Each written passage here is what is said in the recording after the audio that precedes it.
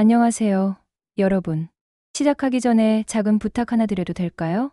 이 영상이 시작되자마자 구독 버튼과 좋아요 버튼을 먼저 눌러주세요. 왜냐하면 오늘 제가 전해드릴 내용이 정말 놀라워서 영상을 다 보고 나면 깜빡하실 수도 있거든요. 혹시 매일 걸을 시간이 없다고 말하면서도 텔레비전 앞에서는 2시간씩 앉아 계시지는 않나요? 오늘 제가 들려드릴 이야기는 정말 놀라운 이야기입니다. 78세 윤 할아버지는 매일 맨발로 30분씩 걸으신 후 발가락 사이사이가 깨어나는 느낌을 받으셨다고 하는데요. 과연 이게 무슨 뜻일까요? 그리고 75세 서 할머니는 심한 우울증으로 10kg이나 빠지셨는데 단순히 걷기만으로 어떻게 완전히 다른 사람이 되셨을까요? 더 놀라운 사실은 우리가 지금까지 걸어왔던 방식이 사실은 소용없는 걷기였을 수도 있다는 겁니다. 매일 만보를 걸어도 효과를 못 보는 분들이 있는 반면 하루 20분만 제대로 걸어도 극적인 변화를 경험하는 분들이 있거든요. 그 차이는 과연 무엇일까요? 아직 구독과 좋아요를 누르지 않으신 분들 지금이라도 꾹 눌러주세요. 여러분의 관심이 더 많은 어르신들에게 건강 정보를 전하는 원동력이 됩니다. 오늘 이 영상에서는 단순히 많이 걷기가 아닌 제대로 걷기의 모든 비밀을 공개합니다. 머리부터 발끝까지의 완벽한 자세, 걸으면서 하는 특별한 호흡법, 그리고 맨발로 땅을 느끼며 걷는 신비로운 치유의 경험까지. 특히 50대, 60대, 70대 각 연령별로 다른 맞춤형 걷기 방법도 상세히 알려드릴 예정입니다. 혹시 지금까지 나는 이미 충분히 걷고 있다고 생각하셨나요? 이 영상을 끝까지 보시면 그 생각이 완전히 바뀔 겁니다. 파트 1 걸을 시간이 없다는 우리의 변명. 아침 7시, 익숙한 핑계의 시작. 우리는 매일 아침 알람 소리에 눈을 뜹니다. 그리고 곧바로 머릿속에서 하루 일정을 빠르게 훑어봅니다. 회사 업무, 가족 일정, 병원 약속, 동창회 모임. 정신없이 바쁜 하루가 또 시작되는 것이죠. 오늘도 걸을 시간이 없겠네. 이런 생각이 자연스럽게 떠오르는 우리 자신을 발견하곤 합니다. 그런데 잠깐, 정말 시간이 없는 걸까요? 지난주 동네 카페에서 만난 김 선생님의 이야기를 들려드리겠습니다. 올해 63세인 김 선생님은 매일 걸을 시간이 없다고 하시면서도 저녁마다 2시간씩 텔레비전 앞에 앉아 계시더군요. 건강이 나빠져 병원을 오가는 시간은 하루에 서너 시간씩 내면서도 정작 건강을 지키는 30분 걷기는 시간이 없어서 못 하신다는 겁니다. 시간, 핑계 뒤에 숨은 진짜 이유들. 사실 우리가 시간이 없다고 말할 때 그 속에는 여러 가지 복잡한 감정들이 섞여 있습니다. 첫 번째는 두려움입니다. 나이가 들면서 체력이 예전 같지 않다는 것을 인정하고 싶지 않은 마음. 운동을 시작했다가 중도에 포기할까봐 걱정되는 마음이 우리를 망설이게 만듭니다. 두 번째는 완벽주의입니다. 운동을 하려면 제대로 해야 한다. 헬스장에 가서 전문적으로 해야 한다는 생각이 오히려 시작을 가로막습니다. 단순히 걷기만 해도 충분하다는 사실을 간과하는 것이죠. 세 번째는 우선순위의 착각입니다. 당장 눈앞에 보이는 일들이 건강보다 중요하다고 착각하는 겁니다. 하지만 건강을 잃으면 그 모든 일들이 무의미해진다는 것을 우리는 잘 알고 있지 않습니까? 바쁜 현대인의 딜레마, 그 실체를 들여다보다. 요즘 우리 중장년층은 참 바쁩니다. 직장에서는 후배들에게 경험을 전수해야 하고 집에서는 자식들 결혼 준비에 손자 손녀 돌봄까지. 정말 쉴 틈이 없어 보입니다. 하지만 가만히 생각해 보세요. 우리 부모님 세대는 지금보다 훨씬 더 고된 육체 노동을 하시면서도 자연스럽게 몸을 움직였습니다. 논밭을 오가고 산에서 나무를 해오고 시장까지 걸어가셨죠. 그분들에게는 따로 운동 시간이란 게 없었습니다. 일상 자체가 운동이었거든요. 반면 우리는 어떤가요? 집에서 차를 타고 사무실까지, 사무실에서 하루 종일 의자에 앉아 있다가 다시 차를 타고 집으로. 몸을 움직이는 시간보다 앉아 있는 시간이 압도적으로 많습니다. 작은 변화가 만드는 기적 같은 차이. 그렇다면 우리는 어떻게 시작해야 할까요? 거창한 계획을 세울 필요가 없습니다. 얼마 전 만난 박 여사님의 사례를 들려드리겠습니다. 당뇨와 고혈압으로 고생하시던 67세 박 여사님은 매일 아파트 엘리베이터 대신 계단으로 5층까지 올라가기 시작하셨습니다.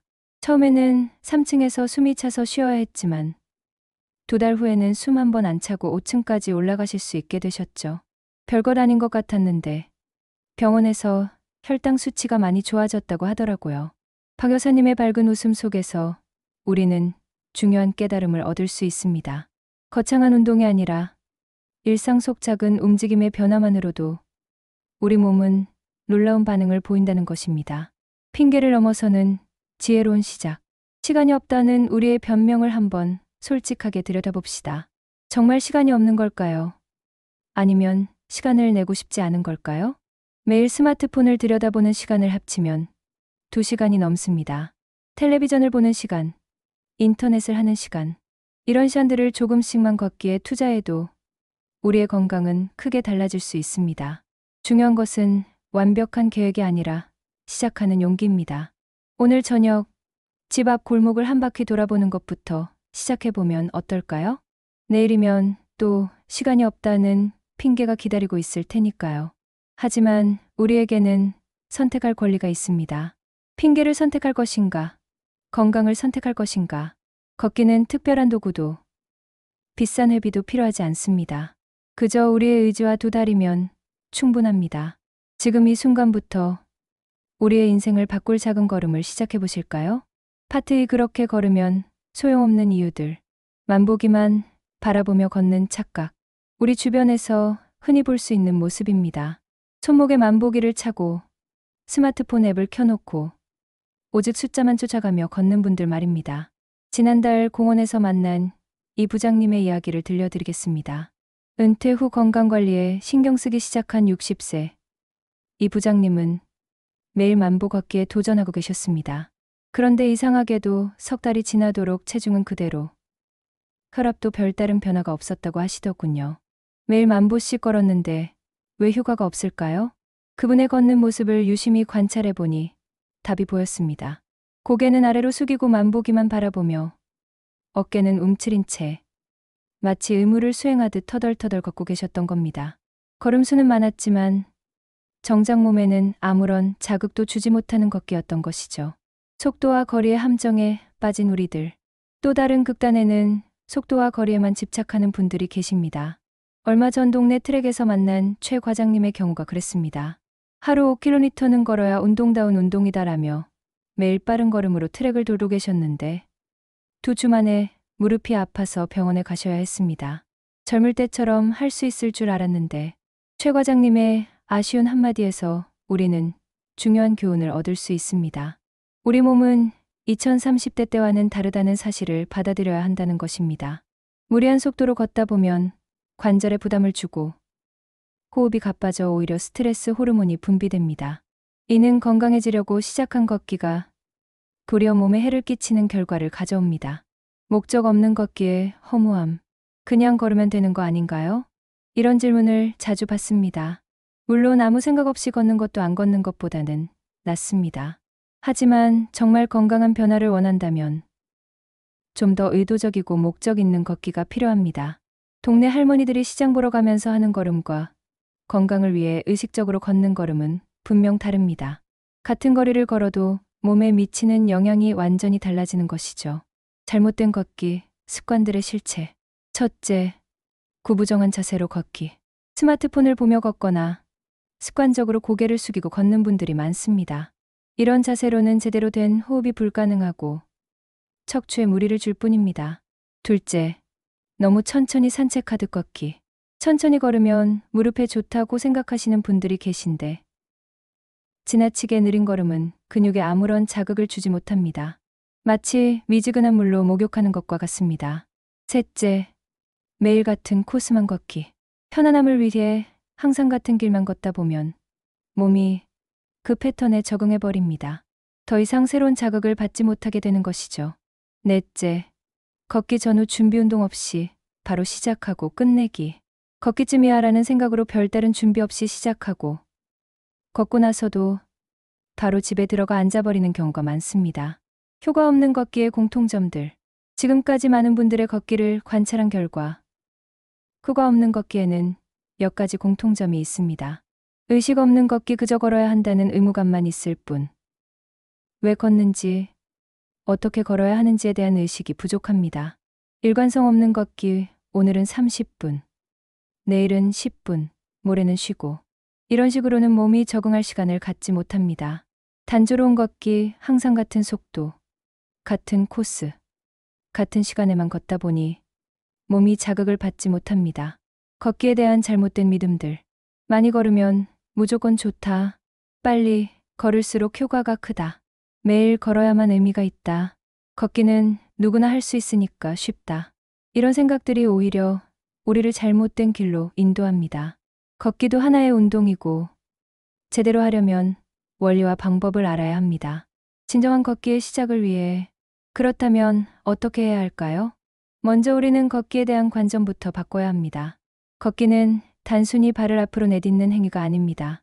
온몸의 근육과 관절이 조화롭게 움직이는 전신운동이며 마음의 평화까지 가져다주는 치유의 시간입니다. 숫자에 매몰되지 말고 속도에 집착하지 말고 우리 몸이 보내는 신호에 귀를 기울여야 합니다. 오늘 몸 상태는 어떤지, 어떤 자세로 걷고 있는지, 호흡은 편안한지, 이런 것들에 주의를 기울이며 걷는 것이 진정한 걷기의 시작입니다. 다음 파트에서는 제대로 걸을 수 있는 몸을 만드는 방법에 대해 자세히 알아보겠습니다. 우리의 몸이 준비되어야 진정한 걷기가 가능하다는 사실을 꼭 기억하시기 바랍니다. 파트 3, 제대로 걸을 수 있는 몸 만들기. 기초편. 우리 몸이 보내는 신호를 듣다. 걷는 건 누구나 할 수 있는 거 아닌가요? 이런 질문을 받을 때마다 우리는 중요한 사실 하나를 놓치고 있다는 생각이 듭니다. 걷기는 분명 자연스러운 움직임이지만 나이가 들면서 우리 몸은 조금씩 변화해 왔습니다. 젊었을 때와 같은 몸이 아니라는 것을 인정하고 지금의 몸 상태를 정확히 파악하는 것부터 시작해야 합니다. 지난주 동네 복지관에서 만난 안 여사님의 이야기를 들려드리겠습니다. 72세인 안 여사님은 나는 아직 건강하다며 매일 1시간씩 빠르게 걸었는데 한 달 만에 무릎과 허리 통증으로 고생하게 되셨습니다. 젊을 때는 이 정도쯤은 아무것도 아니었는데 안 여사님의 한마디에서 우리가 놓치고 있는 중요한 진실을 발견할 수 있습니다. 우리 몸은 시간이 흐르면서 자연스럽게 변화하고 그 변화에 맞는 새로운 접근이 필요하다는 것입니다. 걷기 전 반드시 점검해야 할 우리 몸의 상태. 제대로 된 걷기를 위해서는 먼저 우리 몸의 현재 상태를 솔직하게 점검해 봐야 합니다. 첫 번째, 발목의 유연성 확인. 의자에 앉아서 발끝을 위아래로 움직여 보세요. 발목이 뻣뻣하다면 제대로 된 걷기가 어렵습니다. 발목은 걸을 때 충격을 흡수하고 균형을 잡는 중요한 역할을 하거든요. 두 번째, 무릎의 안정성 점검. 한쪽 다리로 서서 10초간 버틸 수 있나요? 무릎이 흔들리거나 불안정하다면 보강 운동이 필요합니다. 세 번째, 골반의 균형 상태. 거울 앞에 서서 양쪽 어깨와 골반의 높이가 같은지 확인해 보세요. 한쪽으로 기울어져 있다면 걷기 전에 먼저 균형을 맞춰야 합니다. 관절의 유연성과 근육의 균형 잡기. 우리가 걸을 때 사용하는 것은 다리만이 아닙니다. 발목부터 골반까지, 그리고 등과 어깨까지 온몸이 연결되어 움직입니다. 따라서 각 관절의 유연성과 근육의 균형이 매우 중요합니다. 발목, 유연성 기르기. 매일 아침 일어나서 그리고 잠들기 전에 발목을 천천히 돌려주세요. 시계 방향으로 10번, 반시계 방향으로 10번씩입니다. 이렇게 간단한 동작만으로도 발목의 유연성이 크게 향상됩니다. 얼마 전 만난 김 할아버지는 매일 아침 세수하면서 발목 돌리기를 하신다고 하시더군요. 별것 아닌 것 같지만 계단 오르내릴 때 확실히 다르다고 말씀하시던 모습이 인상 깊었습니다. 종아리 근육 풀어주기. 종아리는 제2의 심장이라고 불립니다. 걸을 때 혈액순환을 돕는 중요한 역할을 하거든요. 벽에 손을 대고 한쪽 다리를 뒤로 빼서 종아리를 늘려주는 스트레칭을 해보세요. 각가리마다 30초씩 하루에 3번 정도면 충분합니다. 허벅지 근육 강화하기. 의자에 앉아서 한쪽 다리를 쭉 펴고 5초간 버티세요. 허벅지 앞쪽 근육에 힘이 들어가는 느낌이 들 겁니다. 이 근육이 약하면 무릎에 무리가 가고 제대로 된 걷기가 어려워집니다. 발목, 무릎, 골반의 정렬과 안정성 확보. 우리 몸은 하나의 건축물과 같습니다. 아래쪽 기초가 튼튼해야 위쪽도 안정적일 수 있습니다.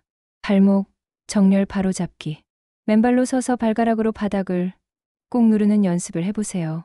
발가락에 힘이 들어가면서 발목이 자연스럽게 정렬됩니다. 하루에 10번 정도 각각 5초씩 유지해보세요. 무릎, 안정성 높이기. 벽에 등을 대고 서서 무릎을 살짝 구부린 상태로 30초간 버티는 연습을 해보세요. 처음에는 힘들 수 있지만 점차 시간을 늘려가면 무릎 주변 근육이 강화됩니다.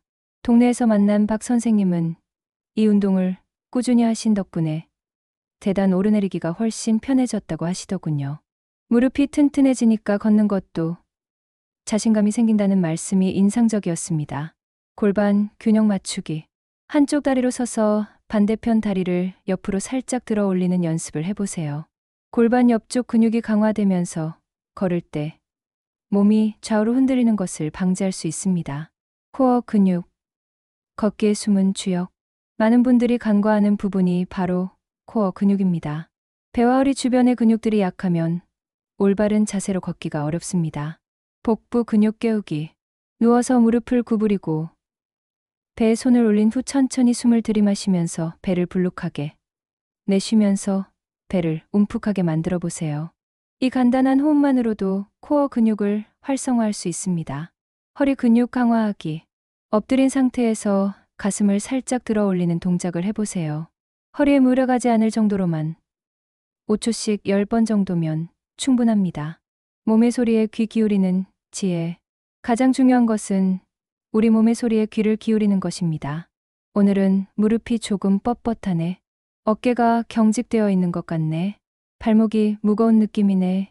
이런 몸의 신호들을 무시하지 마세요. 이는 우리 몸이 보내는 소중한 메시지입니다. 몸 상태에 따라 그날의 준비 운동을 조절하고 걷기 강도를 조절해야 합니다. 준비된 몸으로 시작하는 새로운 걷기. 몸의 준비가 끝나면 비로소 진정한 걷기를 시작할 수 있습니다. 매일 5분씩이라도 몸을 점검하고 준비하는 시간을 가져보세요. 처음에는 번거롭게 느껴질 수 있지만 이런 준비가 있어야 안전하고 효과적인 걷기가 가능합니다. 동네 공원에서 만나는 어르신들 중에는 벤치에 앉아서 발목을 돌리고 다리를 뻗어 스트레칭하는 분들을 종종 봅니다. 처음에는 저렇게까지 해야 하나 싶었는데 지금 생각해보니 그분들이야말로 진정한 걷기의 고수들이었던 것 같습니다. 우리의 몸은 정직합니다. 정성을 다해 준비하면 그만큼 좋은 결과로 보답해줍니다. 다음 파트에서는 이렇게 준비된 몸으로 올바른 걷기, 자세와 호흡법을 익혀보겠습니다. 몸의 준비가 완료되었으니 이제 진짜 걷기의 기술을 배워볼 차례입니다. 파트 4 올바른 걷기, 자세와 호흡법 마스터하기. 머리부터 발끝까지 완벽한 걷기, 자세의 비밀. 어떻게 걸어야 제대로 걷는 건가요? 이 질문에 대한 답을 찾기 위해 우리는 먼저 거울 앞에 서보겠습니다. 평소 걷는 모습을 상상하며 제자리에서 걸어보세요.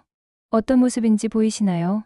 얼마 전 건강검진센터에서 만난 정 부장님의 이야기를 들려드리겠습니다. 평소 자신은 올바르게 걷고 있다고 생각하셨는데 우연히 쇼핑몰 유리창에 비친 자신의 모습을 보고 깜짝 놀라셨다고 합니다. 고개는 앞으로 쭉 빠져 있고 어깨는 둥글게 말려 있고 다리는 끌며 걷고 있더라고요.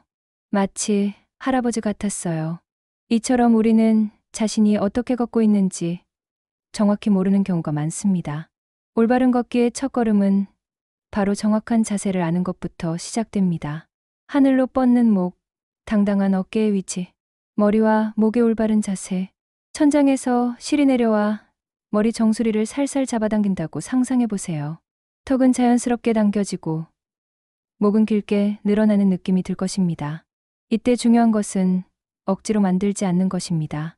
자연스러우면서도 당당한 자세를 유지해야 합니다. 동네에서 매일 아침 걷기를 하시는 김 할머니께서 이런 말씀을 하셨습니다. 옛날에 머리에 물동이를 일고 다닐 때처럼 걸으면 된다고 하더라.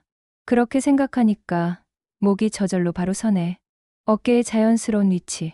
어깨를 한번 크게 으쓱했다가 자연스럽게 내려보세요. 그 위치가 바로 어깨의 올바른 자리입니다. 앞으로 말리지도 뒤로 젖히지도 않은 편안하면서도 강당한 위치 말입니다. 걸을 때는 어깨가 자연스럽게 좌우로 움직여야 합니다. 팔 움직임에 따라 어깨도 함께 리듬을 타는 것이 정상적인 걷기입니다. 팔의 자연스러운 흔들림과 리듬. 많은 분들이 팔을 어떻게 흔들어야 할지 고민하십니다. 사실 팔의 움직임은 억지로 만드는 것이 아니라 자연스럽게 따라오는 것입니다. 팔꿈치의 각도. 팔꿈치는 90도보다 조금 펴진 상태, 즉 100도 정도로 유지하는 것이 좋습니다. 너무 꺾으면 팔이 긴장되고 너무 펴면 힘이 빠집니다. 손의 자세. 주먹을 꽉 쥐거나 손가락을 쫙 펼 필요가 없습니다. 마치 날달걀을 살짝 쥐고 있는 듯한 느낌으로 자연스럽게 둥글게 오므린 상태가 가장 편안합니다. 지난주 공원에서 만난 이 과장님은 처음에 팔을 크게 흔들며 걸었는데 오히려 더 피곤해지셨다고 하더군요. 자연스럽게 따라오게 두니까 훨씬 편하더라는 말씀이 인상적이었습니다. 몸통의 안정감과 골반의 움직임. 가슴을 열고 걷기. 가슴을 활짝 열고 걷는다는 것은 가슴을 내밀라는 뜻이 아닙니다. 어깨를 자연스럽게 내리고 가슴이 하늘을 향하도록 하는 것입니다. 이렇게 하면 폐활량이 늘어나고 호흡이 깊어집니다. 골반의 자연스러운 회전. 걸을 때 골반은 좌우로 자연스럽게 회전해야 합니다. 로봇처럼 딱딱하게 걷는 것이 아니라 마치 춤을 추듯 부드럽게 움직이는 것이 올바른 걷기입니다.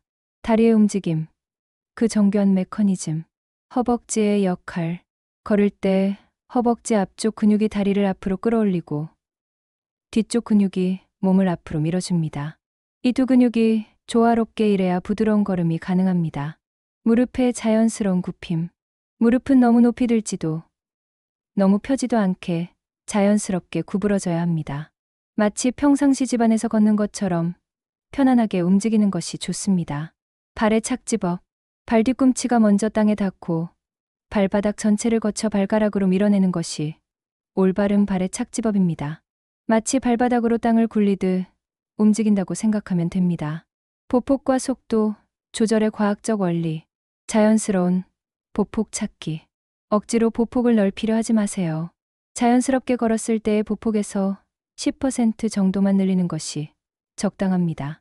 너무 넓은 보폭은 오히려 관절에 무리를 줍니다. 간단한 방법이 있습니다. 제자리에서 가볍게 뛰어보세요. 그때 발이 떨어지는 간격이 바로 여러분의 자연스러운 보폭입니다. 속도의 단계적 조절. 걷기 속도는 3단계로 나누어 생각해 볼 수 있습니다. 1단계 평상시 걷기, 대화를 나누며 걸을 수 있는 편안한 속도. 2단계 약간 빠른 걷기, 살짝 숨이 가쁘지만 대화는 가능한 속도. 3단계 빠른 걷기, 단어 위주의 짧은 대화만 가능한 속도. 처음에는 1단계에서 시작해서 점차 2단계로 올려가는 것이 좋습니다. 걸으면서 하는 복식 호흡의 놀라운 효과.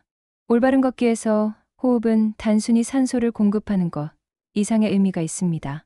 복식 호흡의 기본 원리. 걸으면서 호흡할 때는 가슴이 아니라 배로 숨을 쉬어야 합니다. 손을 배 위에 올리고 걸어보세요. 숨을 들이마실 때 배가 나오고 내쉴 때 배가 들어가는 것을 느낄 수 있을 것입니다. 걸음과 호흡의 조화. 처음에는 사걸음에 숨 들이마시기, 사걸음에 숨 내쉬기로 시작해보세요. 익숙해지면 3걸음 들이마시기, 3걸음 내쉬기로 조절할 수 있습니다. 중요한 것은 일정한 리듬을 유지하는 것입니다. 얼마 전 만난 박 여사님은 이런 말씀을 하셨습니다. 처음에는 걸음에 맞춰 숨쉬기가 어려웠는데 익숙해지니까 마음도 편안해지고 걷기가 즐거워지더라. 코로 들이마시고 입으로 내쉬는 호흡법. 들이마실 때는 코로 숨을 들이마시면 공기가 자연스럽게 정화되고 적당한 온도와 습도를 유지할 수 있습니다. 또한 코 호흡은 자연스럽게 곡식 호흡을 유도합니다. 내쉴 때는 입으로 숨을 내쉴 때는 후 소리가 나도록 천천히 길게 내쉬는 것이 좋습니다. 이렇게 하면 몸속의 탁한 공기와 스트레스가 함께 배출됩니다. 걷기 중 마음 챙김과 명상의 결합. 올바른 자세와 호흡이 익숙해지면 걷기는 단순한 운동을 넘어 명상이 됩니다. 발바닥 느낌에 집중하기. 걸으면서 발바닥이 땅에 닿는 느낌에 집중해 보세요. 뒤꿈치가 먼저 닿고 발바닥 전체가 땅을 느끼고 발가락으로 밀어내는 그 감각을 의식적으로 느껴보는 것입니다. 주변 소리 듣기, 새소리, 바람 소리, 발걸음 소리. 걸으면서 들리는 모든 소리에 귀를 기울여 보세요. 마음이 자연스럽게 현재 순간에 머물게 됩니다. 날씨와 환경에 따른 조절법. 더운 날씨에 걷기. 여름철에는 호흡이 더 중요해집니다. 평소보다 천천히 깊게 호흡하고 중간중간 그늘에서 휴식을 취하며 수분을 보충해야 합니다. 추운 날씨에 걷기. 겨울철에는 몸이 경직되기 쉬우므로 평소보다 더 철저한 준비 운동이 필요합니다. 또한 호흡할 때 찬 공기가 폐에 자극을 주지 않도록 코호흡에 더욱 신경 써야 합니다. 완벽한 걷기 자세. 하루 만에 이루어지지 않는다. 올바른 걷기 자세를 익히는 것은 마치 악기를 배우는 것과 같습니다. 처음에는 어색하고 불편할 수 있지만 꾸준히 연습하면 자연스러워집니다. 매일 5분씩이라도 거울 앞에서 올바른 자세를 점검하고 걸으면서 호흡에 집중하는 시간을 가져보세요. 한 달 정도 지나면 분명히 변화를 느끼실 수 있을 것입니다. 동네에서 만나는 어르신들 중에는 정말 아름답게 걷는 분들이 계십니다. 당당한 자세, 자연스러운 움직임, 편안한 호흡. 그런 모습을 보면 걷기가 얼마나 우아한 예술인지를 깨닫게 됩니다. 다음 파트에서는 맨발로 걷는 특별한 경험과 자연이 주는 치유의 힘에 대해 알아보겠습니다. 올바른 자세를 익힌 우리는 이제 더 깊은 걷기의 세계로 들어갈 준비가 되었습니다. 파트 5 맨발 걷기와 자연 치유의 힘. 신발을 벗고 땅을 느끼는 첫 경험. 맨발로 걷는다고요? 그게 정말 좋은 건가요? 이런 의문을 가지시는 분들이 많습니다. 우리는 언제부터인가 신발 없이는 한 걸음도 내딛기 어려운 존재가 되었습니다. 하지만 잠깐만 생각해 보세요. 우리 조상들은 수천 년 동안 맨발로 걸었고 그분들이야말로 진정한 걷기의 고수들이었습니다. 지난 봄 공원에서 만난 한 할아버지의 이야기를 들려드리겠습니다. 78세인 윤 할아버지는 매일 아침 공원 잔디밭에서 맨발로 30분씩 걸으신다고 하셨습니다. 처음에는 발바닥이 간지럽고 어색했는데 일주일 정도 지나니까 발가락 사이사이가 깨어나는 느낌이 들더라고. 그리고 무엇보다 잠이 정말 잘 온다네. 윤 할아버지의 밝은 표정에서 우리는 맨발 걷기의 신비로운 힘을 엿볼 수 있었습니다. 맨발로 걸으면 이 모든 반사구들이 자연스럽게 자극을 받게 됩니다. 마치 전신 마사지를 받는 것과 같은 효과를 얻을 수 있는 것이죠. 동네 한의원 원장님께서 이런 말씀을 하셨습니다. 요즘 사람들이 발 마사지를 받으러 오는데 사실 맨발로 자연스럽게 걷는 것만으로도 충분한 효과를 볼 수 있어요. 땅의 에너지와 우리 몸의 만남. 현대 과학에서는 이를 어싱이라고 부릅니다. 땅의 전자와 우리 몸의 전자가 만나면서 몸속에 쌓인 정전기와 스트레스가 자연스럽게 해소된다는 이론입니다. 아침 이슬 맞은 잔디 위에서 이른 아침 이슬이 맺힌 잔디 위를 맨발로 걸어보세요. 차가운 이슬의 느낌이 발바닥을 통해 온몸으로 전해지면서 하루를 상쾌하게 시작할 수 있습니다. 부드러운 모래 위에서 모래사장이나 모래놀이터에서 맨발로 걸어보세요. 발가락 사이로 스며드는 모래의 감촉이 발바닥 근육을 자연스럽게 자극해줍니다. 매끄러운 돌 위에서 강가나 해변의 매끄러운 돌들 위를 조심스럽게 걸어보세요. 발바닥의 균형 감각이 발달하고 집중력도 함께 향상됩니다. 다양한 지형에서 걷기로 얻는 특별한 효과. 각각의 지형은 우리 몸에 서로 다른 자극과 효과를 줍니다. 잔디밭에서의 맨발 걷기. 부드러운 잔디는 발바닥에 가장 편안한 자극을 줍니다. 처음 맨발 걷기를 시작하는 분들에게 적합하며 긴장된 발 근육을 이완시켜주는 효과가 있습니다. 얼마 전 만난 김 여사님은 당뇨 때문에 발끝이 저리고 아팠는데 매일 아침 잔디밭에서 맨발로 걸으니까 많이 좋아졌다고 하시더군요. 자갈길에서의 맨발 걷기. 작은 자갈들이 발바닥을 자극하면서 혈액순환을 촉진시킵니다. 처음에는 아플 수 있지만 점차 적응되면서 발바닥이 튼튼해집니다. 단, 날카로운 돌이 없는 안전한 곳에서만 시도하세요. 흙길에서의 맨발 걷기. 부드러운 흙은 발바닥에 적당한 저항감을 주면서도 편안한 느낌을 줍니다. 특히 비온 후에 촉촉한 흙길은 발바닥에 수분을 공급해주는 천연 팩 역할도 합니다. 흥미롭게도 맨발 걷기는 면역력 강화에도 도움이 됩니다. 발바닥이 다양한 자극을 받으면서 신경계가 활성화되고 이는 자율신경의 균형을 맞춰줍니다.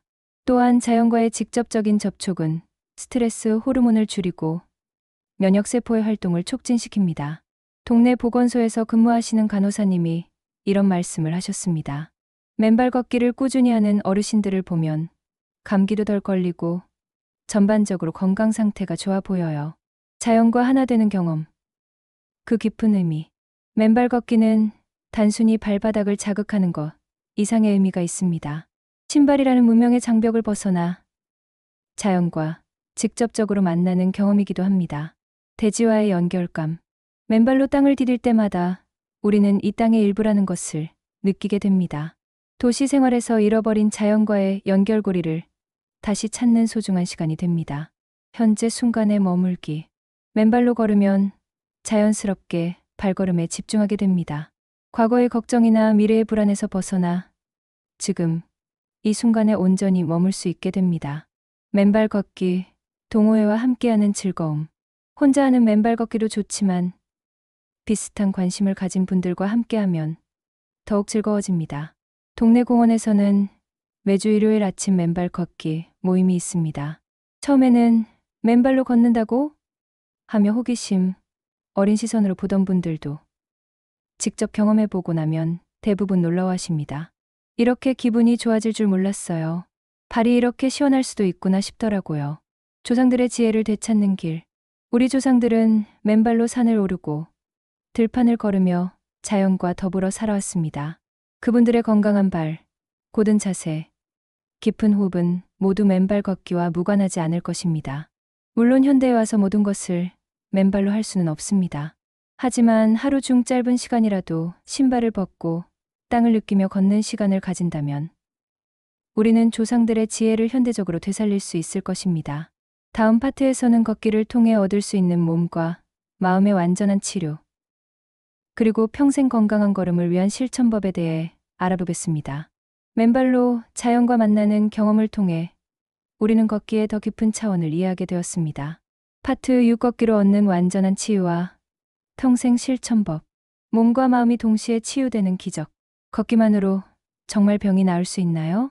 이런 질문을 받을 때마다 우리는 걷기의 놀라운 치유력에 대해 다시 한번 생각해 보게 됩니다. 걷기는 단순히 다리 운동이 아닙니다. 온몸의 순환을 돕고 마음의 평화를 가져다주는 전인적 치유법입니다. 얼마 전 만난 서 할머니의 이야기를 들려드리겠습니다. 75세인 서 할머니는 3년 전 남편을 잃고 깊은 우울증에 빠지셨습니다. 잠도 제대로 오지 않고 식욕도 없어 몸무게가 10kg이나 줄어들었다고 하시더군요. 그때 딸이 매일 저녁 함께 걷자고 하더라고. 처음에는 귀찮았는데 한 달 정도 지나니까 조금씩 달라지기 시작했어요. 잠도 잘 오고 밥맛도 돌아오고 무엇보다 마음이 편해졌어요. 지금 서 할머니는 매일 아침 혼자서도 1시간씩 걸으시며 동네에서 가장 건강하고 밝은 분 중 한 분이 되셨습니다. 걷기가 우리 몸에 주는 놀라운 변화들. 혈액순환의 개선. 걷기는 제2의 심장이라 불리는 종아리, 근육을 활성화시켜 혈액순환을 크게 개선시킵니다. 특히 우리 중장년층에게 흔한 고혈압, 당뇨병 같은 순환기 질환에 탁월한 효과를 보입니다. 동네 내과 의사 선생님께서 이런 말씀을 하셨습니다. 꾸준히 걷기 운동을 하는 환자분들은 혈압약을 줄일 수 있는 경우가 많아요. 물론 의사와 상의해서 점진적으로 해야 하지만요. 근골격계의 강화. 걷기는 뼈에 적당한 자극을 주어 골밀도를 높이고 근육의 힘을 기릅니다. 특히 우리 나이에 걱정되는 골다공증 예방에 매우 효과적입니다. 면역력의 향상.